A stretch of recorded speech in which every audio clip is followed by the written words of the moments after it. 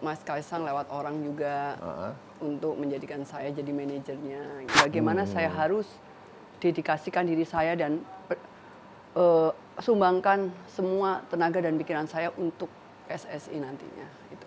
Luar biasa. Ya, dan saya melihat PSSI dari pertama ya memang tidak ada uang dan saya tidak pernah mencari uang sedikit pun dari PSSI. Siapapun ketumnya, saya ingin tuh ketumnya itu yang punya dari background pendidikannya tinggi, wawasannya luas, dan dia sudah teruji kalau dia mampu memimpin banyak orang. Dan dia punya hubungan internasional yang luas. Karena sepak bola PSSI ini kan nasional, yang nanti akan kita bawa ke luar negeri. Dan kalau kita tidak punya hubungan, susah. Tetapi kalau hubungan itu sudah dekat, gampang kita membinanya, Pak. Usaha tidak pernah mengkhianati hasil. Bekerjalah dengan sungguh-sungguh, dengan hati yang bersih. Jadikanlah tim nasional kita sebagai federasi yang tangguh, berwibawa dan solid. Bersama saya Maya Damayanti, hanya di Lensor Podcast.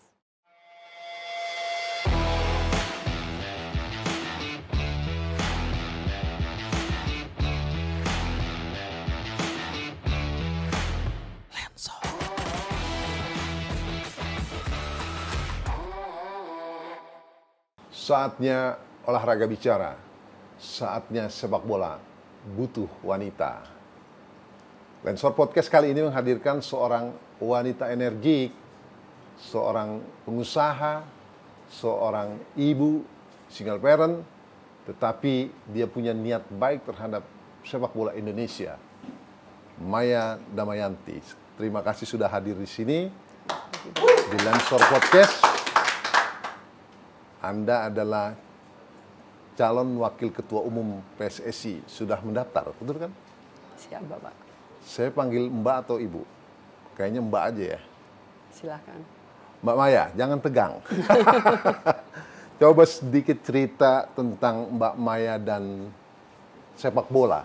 Sehingga Mbak Maya kok merasa terpanggil mengurus sepak bola Indonesia di PSSI. Dan tidak tanggung-tanggung menjadi wakil ketua umum, walaupun masih calon.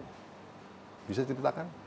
Ya, saya ada panggilan hati sendiri, Mbak. Artinya, saya merasa saya tergugah dan terbangun untuk membangun dan bersama-sama dengan tim menjadikan sepak bola ini dikenal banyak orang gitu. Setelah sebelumnya berkecimpung di sepak bola, kalau nggak salah di PSCS Cilacap dan juga di Kendal dan di Pati. Bisa diceritakan backgroundnya? Ya, sebenarnya kalau Cilacap saya suka sepak bola karena saya kelahiran Cilacap. Oh, karena saya putri cinta daerah Cilacap. Tanah air. Saya cinta tanah kelahiran saya. Oke, terus? Ya, dari situ ya saya dikenal sama masyarakat. Ya, orang fanatik saya di PSCS. Oke. Ya. Dan saya selalu ingin PSCS maju tanpa saya harus digaji atau apapun. Saya hanya ke sana, saya merasa saya menganyomin semua orang dan mereka akhirnya menang setiap kali pertandingan kompetisi. Gitu. Dan kalau Kendal juga sama, setelah dari PSCS banyak orang itu, ya Kendal itu setelah saya PSCS bermain di Persis Solo, Bermain dengan Persis Solo? Ya, dengan Persis Solo di Solo. Saya juga datang. Di situ ya banyak termasuk mungkin ada Mas Kaisang, termasuk ya banyaklah panggilan terhadap saya, Pak. Kalau figur saya ini bisa membuat pemain itu jadi semangat dan menang. Artinya orang sebenarnya sudah mengenal Mbak Maya paling tidak di Jawa Tengah sebagai orang bola. Dan ada cerita ketika PSCS melawan Persis Solo, PSCS menang, kemudian Mas Kaisang telepon katanya, bener nggak? Mas Kaisang lewat orang juga untuk menjadikan saya jadi manajernya. Gitu. Beliau minta? Iya, tapi saya tidak berkecimpung di manajer, Pak. Okay. Saya punya kegiatan yang melibatkan juga banyak orang. Saya punya perusahaan sendiri yang menghidupin banyak orang, jadi saya merasa nggak bisa ditinggal. Nanti saya nggak bisa all out waktu itu. Jadi saya hanya, ya waktu itu sebenarnya lebih ke saya ini cinta terhadap tanah kelahiran saya sebenarnya. Saya lebih ke PSCS, jadi saya ditawarin, enggak, saya hanya untuk PSCS. Gitu. Gitu. Ya. Tapi kemudian sempat masuk ke dalam struktur kepengurusan manajemen PSCS nggak? Ya lebih kayak ke pembina ya Pak sebenarnya. Oh, pembina. Ya. Tetapi banyak orang lebih fanatik, kalau saya sebenarnya saya di PSCS lah. Jadi semua pada waktu banyak hal dengan PSCS, banyak orang justru menghubungin saya, bukan menghubungin BOD-nya gitu. Oke. Nah, menurut Mbak Maya, mengurus sepak bola sebaiknya bagaimana, seperti apa? Mengingat Mbak Maya ini kan pengusaha. Kalau terhadap bola sendiri Pak, saya tidak punya pengalaman artinya terjun langsung dengan mengelola satu klub. Tetapi saya selalu berpikir dengan sepak bola itu sama halnya dengan saya memimpin satu perusahaan, di mana yang ada di perusahaan itu atau di asosiasi tersebut adalah benar-benar ya seorang pemimpin dan owner yang mana bisa mengayomi dan menghidupin asosiasi tersebut. Dan asosiasi tersebut kan bukan PSSI, bukan hal yang kecil. Dan untuk saya itu mungkin kalau saya punya kesempatan dan seperti saya mengelola ya perusahaan, saya tanggung jawab bagaimana saya berpikir untuk PSSI ini maju seperti saya mengelola perusahaan saya gitu. Mbak tahu lawan Mbak nanti sebagai cawak ketum itu adalah Ratu Tisa yang pernah sebelum menjadi sekjen. Sangat tahu Pak. Kenal? Tidak kenal. Tapi profilnya sudah baca? Ya, saya tahu dia wanita hebat. Yang saya dengar, ya sedikit-sedikit saya baca karena banyak orang bicara, oh saingan saya sangat hebat. Tapi ya saya tidak bisa membandingkan saya dengan dia lah. Karena tiap orang punya posisi yang berbeda. Yes. Jadi untuk saya bukan saya gimana, saya tidak mau menjelekan orang atau mau bicara orang karena saya tidak kenal dengan beliau-beliau ini Pak. Yang saya tahu adalah hanya diri saya dan bagaimana saya harus dedikasikan diri saya dan sumbangkan semua tenaga dan pikiran saya untuk PSSI nantinya. Itu. Luar biasa. Ya, dan saya melihat PSSI dari pertama ya memang tidak ada uang dan saya tidak pernah mencari uang sedikit pun dari PSSI. Saya hanya berpikir orang-orang yang di PSSI adalah orang-orang yang cinta sepak bola yang berpikir dan berpikir untuk sepak bola. Dan yang jelas kalau saya melihat itu benar-benar orang-orang yang pas gitu loh Pak. Yang mana yang saya tadi bilang, jangan orang punya kepentingan politik dan banyak hal. Karena susah untuk seseorang yang memimpin atau ibaratnya memimpin perusahaan itu kan orang yang harus sudah cukup dengan memenuhi kebutuhan standarnya dia gitu, kebutuhan makannya dia lah Pak. Kalau orang kebutuhan primernya dia, kalau dia untuk menyumbangkan tenaga dan pikirannya dia aja masih susah cari gaji ya pasti akan korupsi kan Pak gitu. Iya iya, jadi harus dalam tanda petik harus mapan ya. Ya paling tidak mapan lah. Oke. Kemudian Mbak, Mbak bilang tadi tidak ada mentor yang mendrive Mbak dalam pengetahuan sepak bola selama ini, tetapi Mbak bergaul dengan wartawan, juga dengan beberapa pengurus klub di Jawa Tengah tentunya PSCS, Kendal dan Pati. Mungkin dari mereka Mbak dapat knowledge pengetahuan tentang sepak bola Indonesia. Dan sampai sekarang niat itu, tekad itu tetap membara atau bagaimana? Ya saya memang berpikir gimana ya Pak, kalau bicara waketum ya memang kalau bicara saingan juga di dalam PSSI, wow. Oke, maksud saya gini, ada exco, ada waketum, ada ketum. Terus kenapa yang ini waketum? Oh, kenapa saya waketum? Iya, karena saya merasa kalau saya jadi waketum, saya bisa berbuat banyak untuk negara ini dan bisa berbuat banyak untuk tim nasional kita ini gitu. Karena saya yakin dengan hubungan saya dengan dunia internasional, saya bisa membawa tim nasional kita ke internasional. Gitu. Kalau saya jadi exco, saya yakin bukan saya. Exco adalah hanya anggota-anggota yang mana ya ibaratnya owner dengan pegawainya gitu loh Pak. Kalau analoginya perusahaan ya. Iya. Jadi kalau ketum bukan saya tidak mau, saat ini belum saatnya untuk saya menjadi ketum. Karena saya tahu diri Pak. Siap. Ya. Tapi menjadi surprise juga buat Tuli Sepak Bola Nasional Mbak mengajukan sebagai waketum. Dan mudah-mudahan nanti ada atensi paling tidak walaupun tidak terpilih, tapi siapa yang tahu, who knows dalam perjalanan KLB nanti. Kenapa enggak dulu Mbak katakanlah mengurus klub secara serius, ya entah itu di mana, di PSCS kan, Kendal atau gimana, membesarkan klub itu sedemikian rupa sehingga dari katakanlah Liga 3, Liga 2 sampai Liga 1 sampai dia juara. Kenapa enggak dirintis dari situ dulu? Kenapa langsung ke Waketum? Enggak. Jadi saya sudah kalau saya melihat diri saya sendiri, saya ini kan sudah pengusaha, yang mana link saya adalah nasional dan internasional. Dan tanpa secara otomatis waktu saya di PSCS, itu saya merasa Pak, ternyata tidak ada, ya banyak hal yang memang PSCS itu bukan yang tadi Bapak bilang mau dikelola dan bagaimana, tidak. Karena saya melihat mereka itu banyak tidak pakai hati dan dia tidak betul terjun untuk sepak bola itu sendiri. Mereka punya kepentingan. Misalnya mungkin dia selalu berpikir untuk ibaratnya batu loncatannya gitu loh. Dan untuk saya kayaknya tidak perlu, karena saya merasa PSSI adalah sudah organisasi yang tertinggi kan di Indonesia itu. Dan untuk saya tidak perlu klub, karena jika saya di Waketum dan saya bisa berjuang untuk membenahi sepak bola yang ada, otomatis ke bawahnya semua pun akan baik gitu. Mbak sudah menggalang dukungan dari mana? Ya, saya menggalang dukungan yang klub yang pernah saya bantu, itu aja, nggak ada lainnya. Yaitu ya, tentu kan ada rencana. Persipati terus mana lagi? Persipati sama Kendal, Persik Kendal. Persik Kendal. Terus kalau yang lain-lain kan juga mendukung akhirnya di belakang itu. Kayak sepak bola wanita di Bandung saya hadir. Pokoknya saya setiap kali, ya.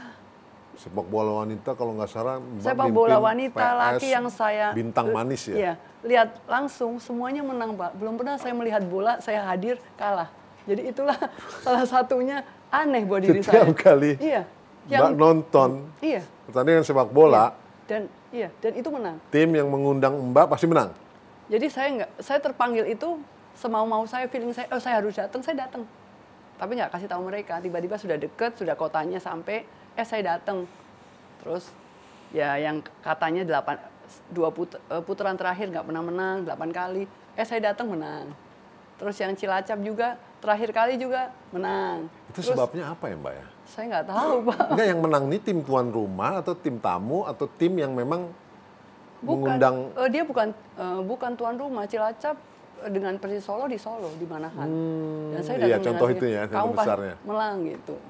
Saya cuman hanya ketemu mereka, kan udah pada kenal tuh pemainnya. Terus bilang, ibu kita datang. Iya, saya datang ke sini, saya kumpulin nih.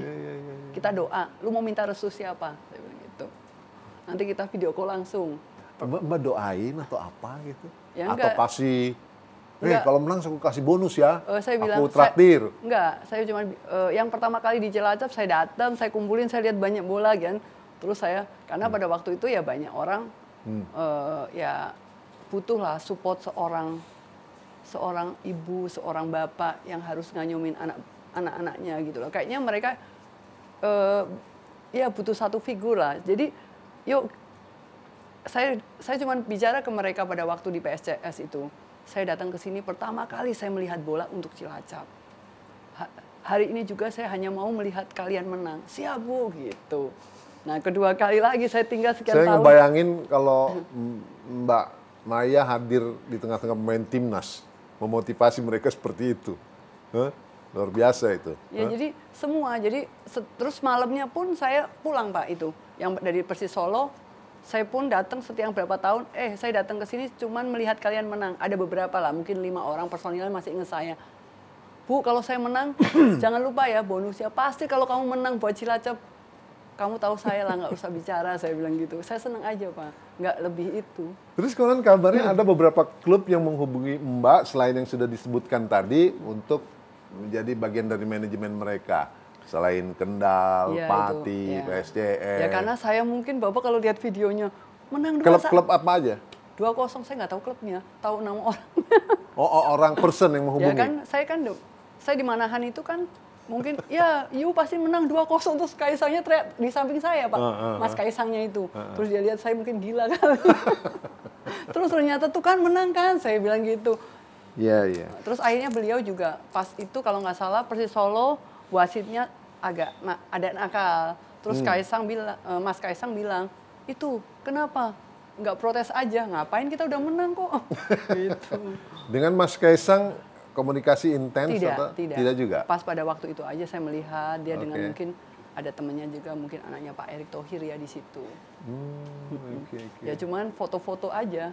Terus habis itu nggak lama dari medianya kayaknya butuh saya katanya di manajernya dan lain-lain.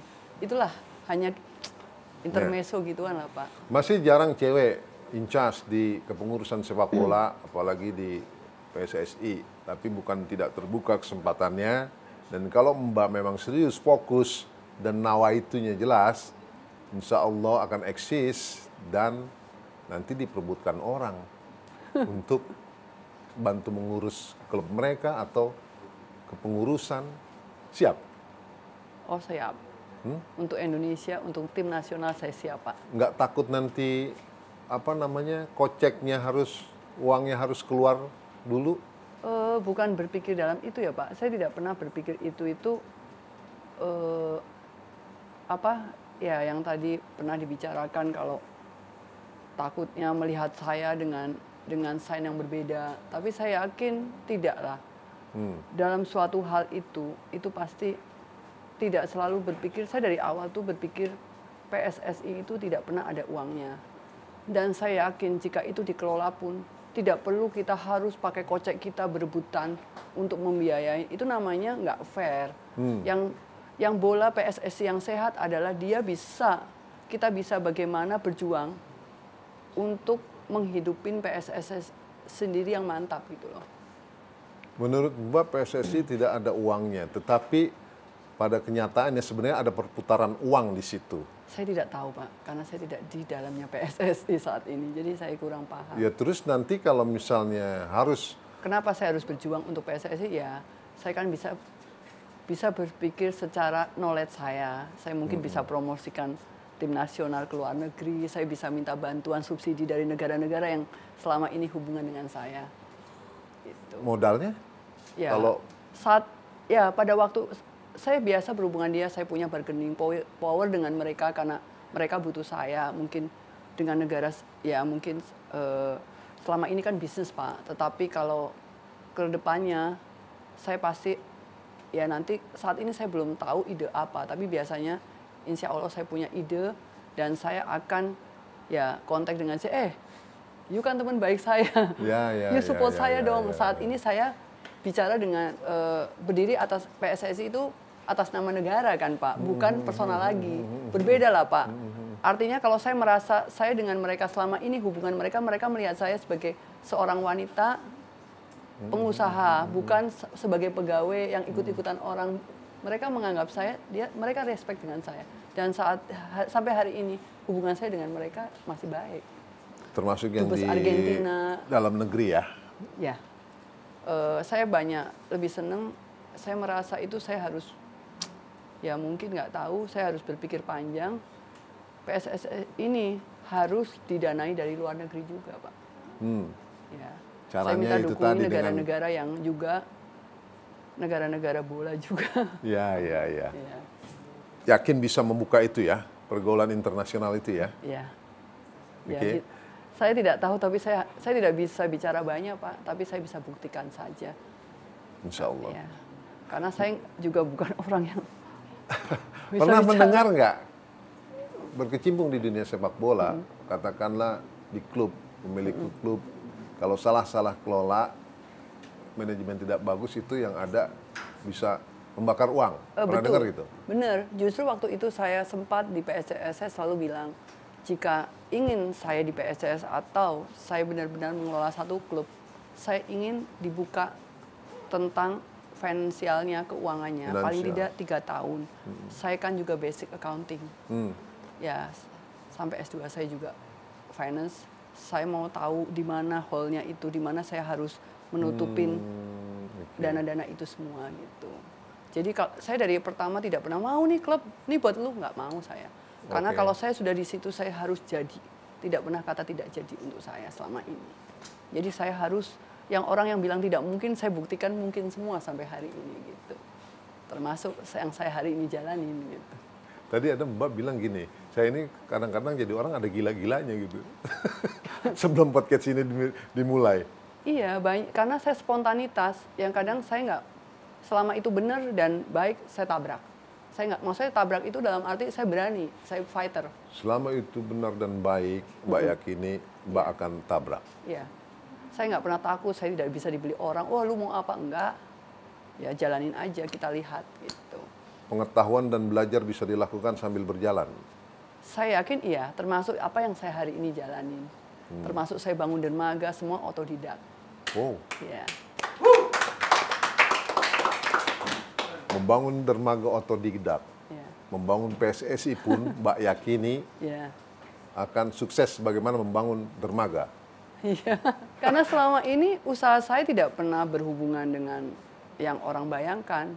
Dulu saya pertama kali jadi penjajah, saya lihat chance itu saya punya bank, sampai saya punya bank manager di Hong Kong.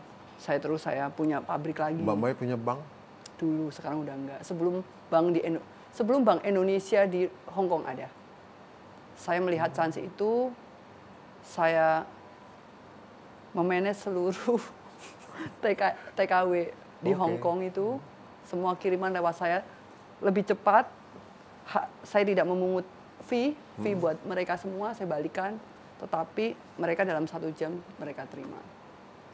Yaitu anak buah saya banyak, Pak, ratusan ribu orang. Ya, ratusan ribu orang ya. Dulu seluruh TKW tahu saya bosnya mereka. Sepertinya memang Mbak perlu hadir di sepak bola Indonesia, tapi ya tentu dengan sambil belajar untuk memahami, mengetahui. Saya yakin saya bisa belajar dengan cepat, tapi saya juga pastikan bisa melihat dan saya pasti butuh bantuan banyak senior-senior kita lah, Pak. Tidak terlepas dari itu, tanpa bimbingan dan dukungan dari senior-senior kita juga, pastikan saya juga nothing gitu loh. Mbak Maya merasa nothing, tapi merasa terpanggil. Iya. Dan Mbak Maya yakin. Karena sepak bola ini kan gini, seperti Bapak tadi bilang, ya saya paham. Tetapi kan saya di dalam sepak bolanya sendiri saya tidak mengerti, belum pernah masuk. Jadi paling tidak kan nanti di situ akan bisa sendiri, Pak. Termasuk saya tidak punya lingkungan saat ini, tidak termasuk dulu banker. Saya tidak punya lingkungan lagi, misalnya kapal. Sekarang saya di kapal seluruh. Jadi awalnya memang selalu nothing. Iya, dengan ada situ, saya harus ke situ, saya harus jalanin dan yang saya pegang harus jadi, itu aja.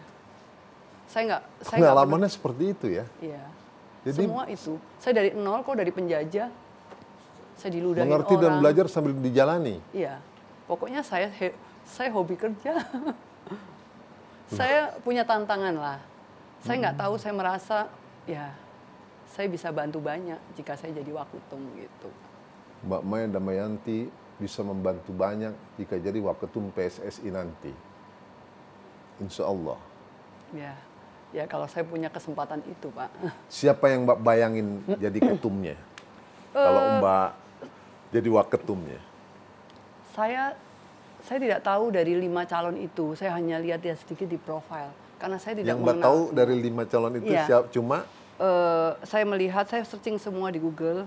Pak Erick Thohir, Pak Lanyala, semua itu kan partai-partai politik semua. Dan saya bukan orang politik.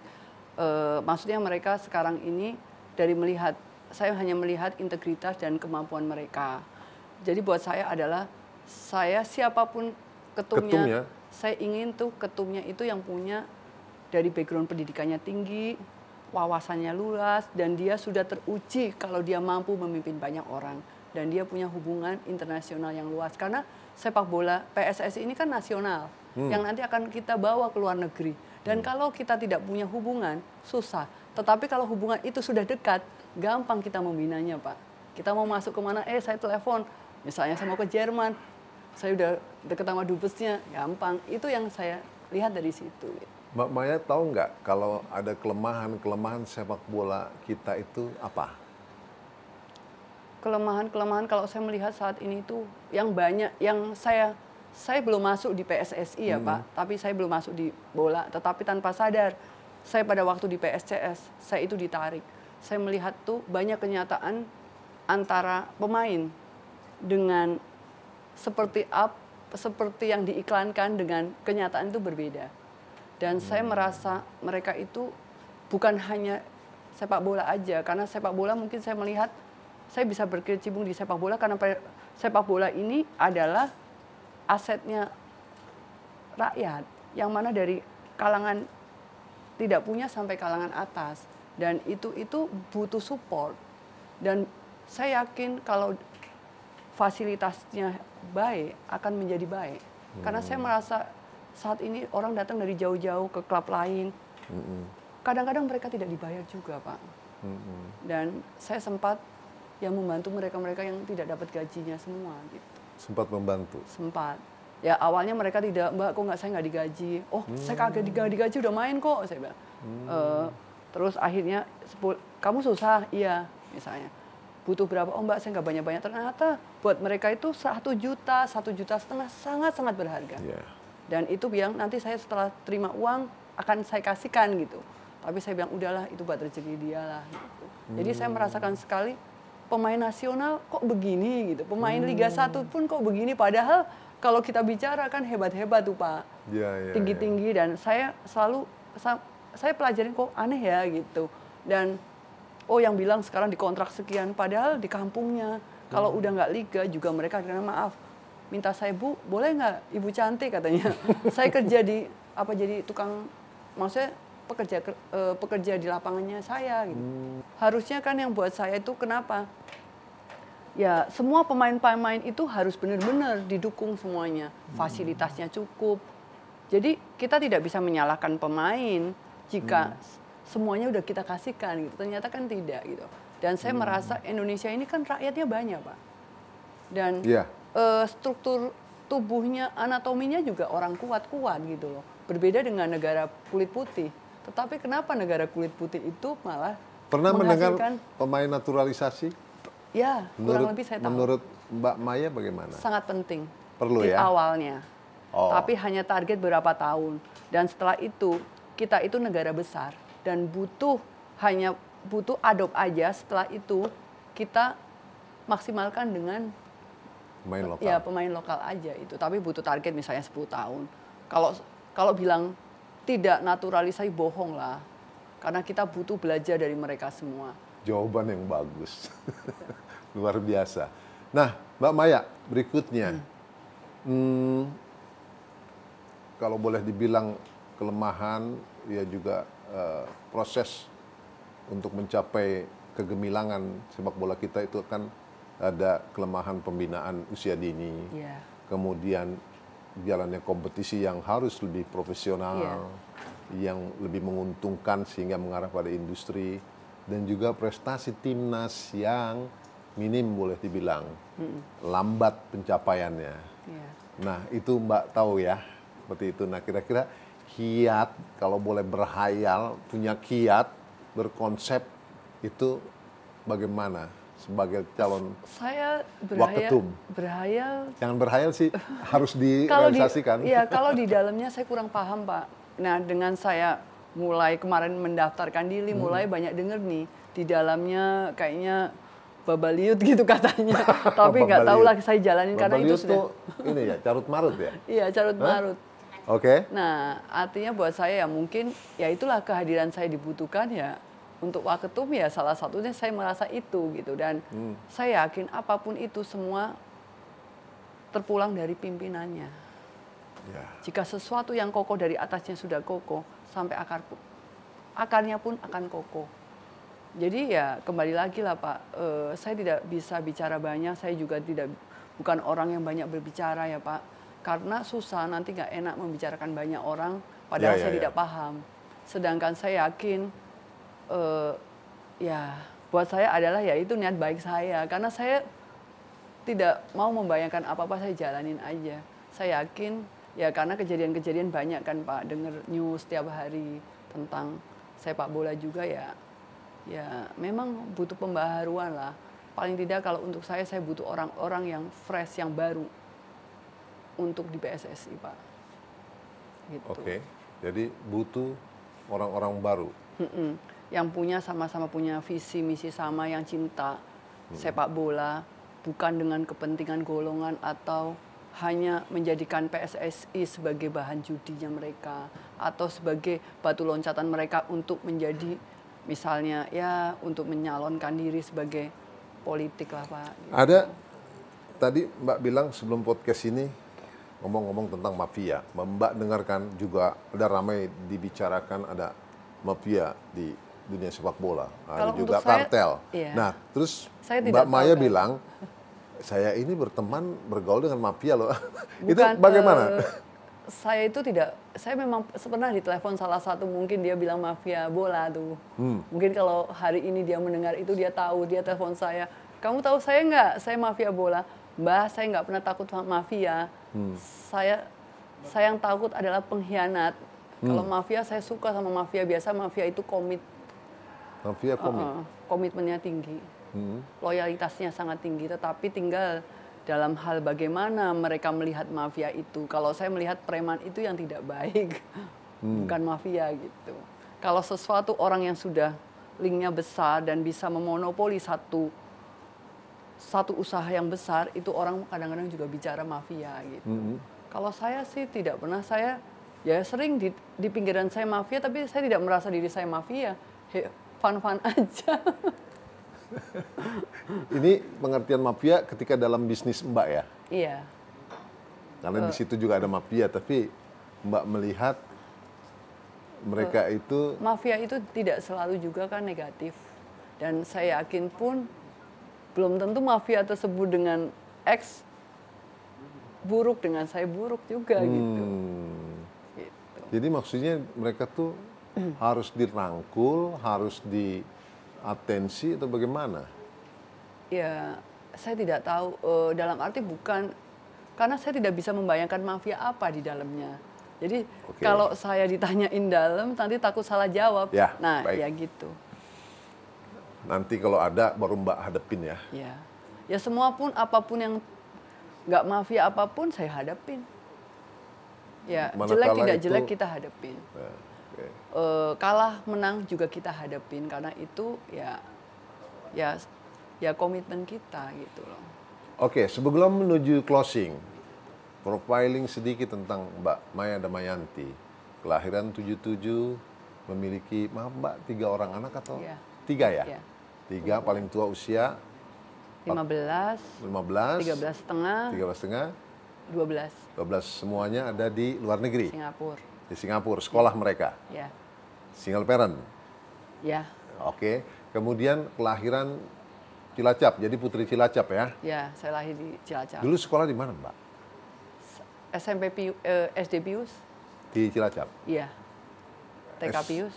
TK Pius, SMP, saya SMA, loncat kuliah kelas di mana? 1. Saya SMA di Jogja. SMA Jogja, kuliah? Di Jakarta. Di mana? S1 saya di Tarumanegara. Di Untar. Ya, S2 saya di Amerika. S2 Amerika ambil apa Mbak? Manajemen bisnis. Manajemen bisnis. Ya. Pantes ya, jadi pengusaha sukses. Enggak. Kesibukan sekarang selain jadi pengusaha dan berniat menjadi cawaketum PSSI apa? Saya banyak diminta beberapa organisasi, termasuk saya ketua DIY, ketua Mabes Laskar Merah Putih juga. Oke, terus ya banyak saya. Banyak ya? Iya. Lihat aja nanti sendiri ya. Iya. Terus katanya Mbak juga... Saya ada di WPO, Perdamaian Dunia. Ya. Gitu. Ada informasi lain yang mau disampaikan? Enggak sih. Tentang siapa Mbak? Tentang saya enggak perlu lah Pak. Biarkan orang yang menilai saya sendiri dengan apa yang saya perbuat, yang saya jalankan. Moto hidup Mbak Maya apa? Moto hidup saya dari dulu selalu bicara saya harus jadi orang. Saya harus jadi orang hebat. Saya harus jadi orang yang berduit. Oke, terus? Karena saya pernah dihina-hina. Karena orang selalu tidak pernah melihat proses perjalanan hidup kita. Yang kita susah sampai kita jaya. Yang orang lihat hanya endingnya aja. Jadi yang saya mau, saya harus punya uang yang banyak, bisa menghidupin orang banyak. Tetapi saya tidak boleh sombong. Tetap jadi orang yang rendah diri. Rendah hati. Luar biasa. Baik, terima kasih Mbak Maya Damayanti. Mudah-mudahan niat Mbak ada jalannya, sukses, dan sesuai dengan yang Mbak inginkan. Terima kasih, amin. Insya Allah. Semoga mampu memberikan kontribusi untuk perkembangan sepak bola nasional, dimanapun itu, mau di kepengurusan PSSI, di klub siapa yang tahu, atau dimanapun. Yang pasti, sepak bola Indonesia, kehadiran lagi salah satu Sri Kandi sepak bola nasional, Mbak Maya Damayanti. Nah, mitra olahraga, terima kasih atas perhatiannya. Jangan lupa di like, comment, and share, serta subscribe channel YouTube Lensa Olahraga, serta follow IG Lensa Olahraga di @lensaolahraga.id dan juga Facebook Lensa Olahraga. Baik, sekali lagi terima kasih Mbak Maya. Saya Yusuf Ibrahim dan bersama Mbak Maya Damayanti pamit. Tonton terus Lensor Podcast, karena Lensor Podcast adalah saatnya olahraga yang bicara. Wow, luar biasa. Terima kasih.